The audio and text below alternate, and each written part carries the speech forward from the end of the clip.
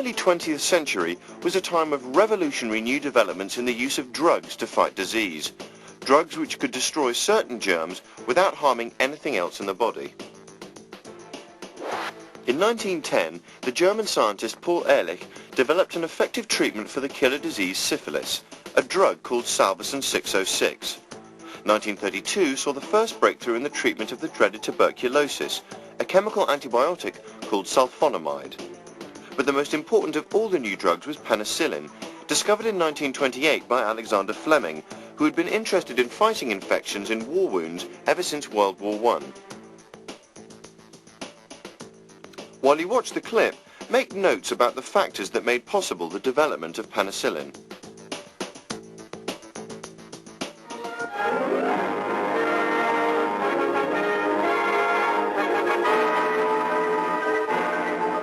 Disease, whose guerrilla warfare against the Red Cross flag has hitherto outgeneraled even the greatest commanders, suffers a setback thanks to the new miracle drug, penicillin. Before antibiotics were available, many infections were lethal. They were feared as cancer and heart disease are today. One day, in the year 1928, he was examining some sepsis germs grown on jelly before sending them to be destroyed. He noticed that one of the dishes had gone moldy, and that round the patch of green mold, the sepsis germs were dying. Some powerful natural antiseptic was obviously exuded from the mold. It was a daily event for Fleming to leave his laboratory down the stairs and come upstairs about 11 o'clock to get a cup of coffee. On this occasion he had a culture plate in his hand and proceeded to show it to all of us.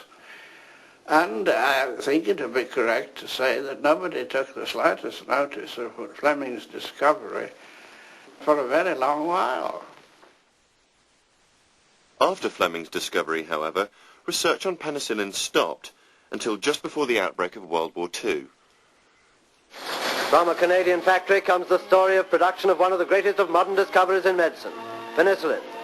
Penicillin is mass-produced, and it is going out in quantity to the fighting front to reduce the danger of infection by germs in wounds.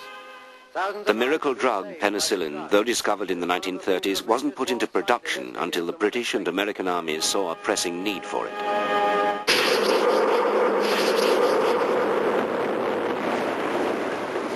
Towards the end of the war, medical teams were issued with supplies of the new drug for the D-Day landings. Penicillin saved wounded men who previously would have died from battlefield infections. Gangrene, from which millions have perished in past wars, has been conquered by the miracle of penicillin. Scientists are manufacturing this wonder drug in enormous quantities to meet the demands of the Allied armies on every front. Here are some of the factors you might have listed. Knowledge. Scientists would not have thought of this treatment before they knew about germs and infection, building on the work of Pasteur, Koch and Ehrlich. Medical research was more and more expensive, and funding increasingly came from government, industry or wealthy universities. The Second World War and its thousands of casualties, it was this that stimulated government into funding the mass production of penicillin. The success of penicillin was the first in a series of new drug discoveries that one by one enabled doctors to prevent or cure some of the most feared diseases. While you watch the next clip, make notes about when and how drugs for TB and polio were discovered.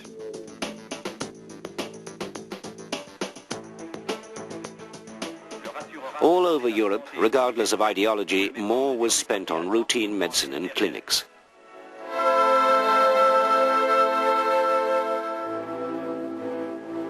But the greatest priority was given to the fight against the handful of diseases that still took a relentless toll.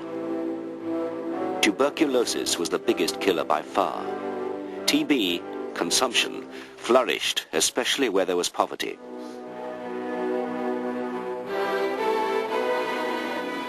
Patients were of all ages.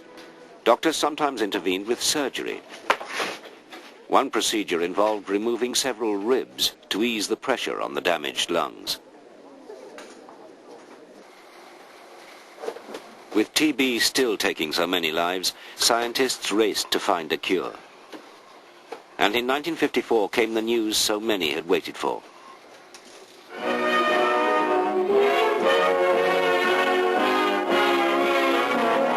A new series of wonder drugs joins the fight on tuberculosis.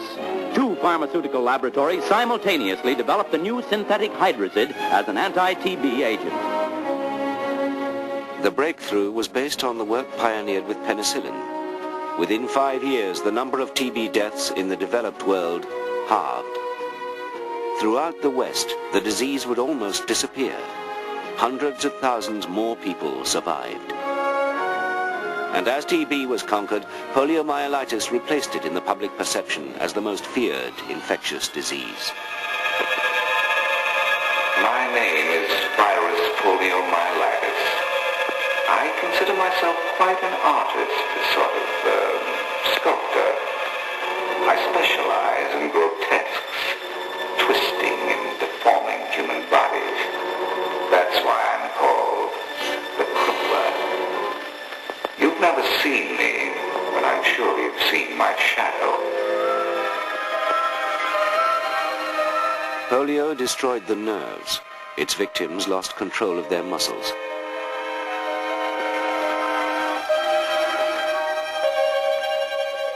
People thought the virus was passed on through water.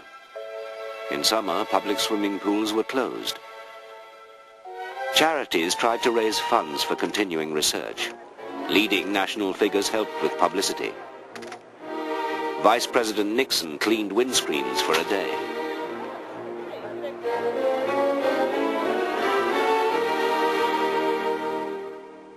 Your faith in medical science and the unending fight against disease have helped bring about the newest miracle, the Salk anti-polio vaccine, which theoretically could lead to 100% protection. And soon the polio effort paid off too. After the first successful tests, it was planned to inoculate every child in America.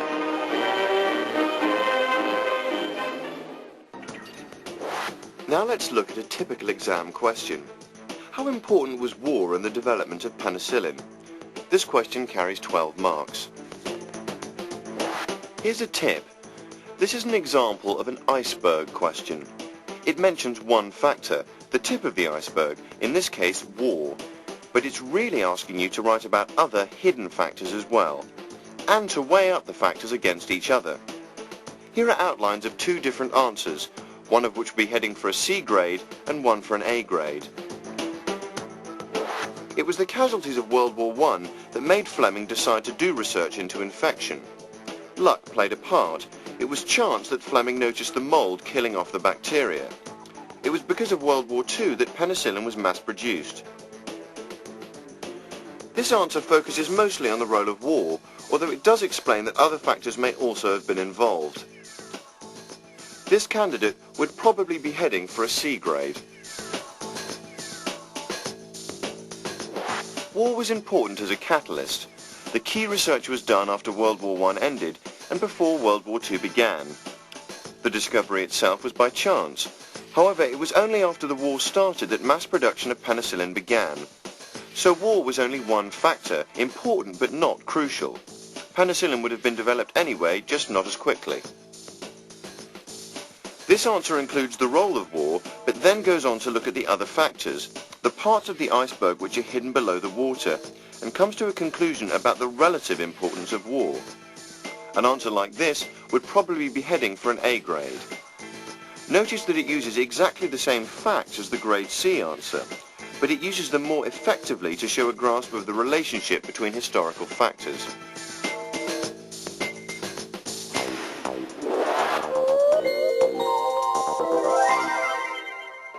When you're revising, it's sometimes good to listen to music to help you to relax. But don't listen to something that you like or it'll distract you and you'll end up singing along.